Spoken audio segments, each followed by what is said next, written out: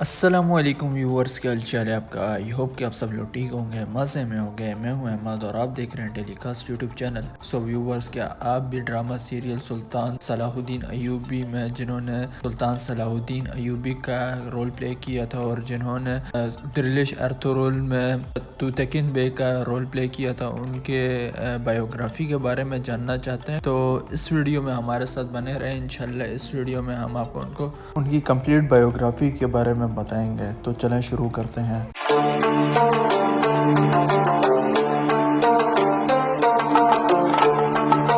یورگنیش 10 نومبر 1987 کو ترکی کے شہر انقرہ میں پیدا ہوئے۔ یورگنیش نے ٹی وی پر اپنی شروعات ترکش ڈرامہ سیریز یعنی دن باشلا سے شروع کی، جو کہ 2011 میں نشر ہوئی تھی۔ شو 2 سیزن تک جاری رہا۔ یورگنیش نے سنیما میں اپنی نمائش تھمام میس کے ساتھ کی اور 2013 میں اور بعد میں اسی سال ترکی کی ہارر فلم شیطان رجیم میں نظر آئے۔ وہ ترکی کے تاریخی ڈرامے دریلش ارطغرل میں توتکن بے کے کردار سے مقبول ہوئے اور ان کو 2016 میں نوجوانوں اور کھیل کی وزارت کی طرف سے بہترین اداکار کا ایوارڈ ملا۔ 2014 میں انہوں نے اورفالیم ایزلدن میں چیتن کا کردار ادا کیا اور انہوں نے 2016 میں ایک چھوٹی تاریخی سیریز سید البحر میں مراد اونالمش اور ابراہیم چیلیکول کے ساتھ کام کیا اور انہوں نے ہاندے سورال کے ساتھ ایکشن ٹی وی سیریز اسم سزلار میں فاتح کا کردار ادا کیا۔ انہوں نے 2018 میں بے زمانہ چوکورووا ٹی وی سیریز میں اداکاری کی اور ناقدین کی تعریفیں جیتی۔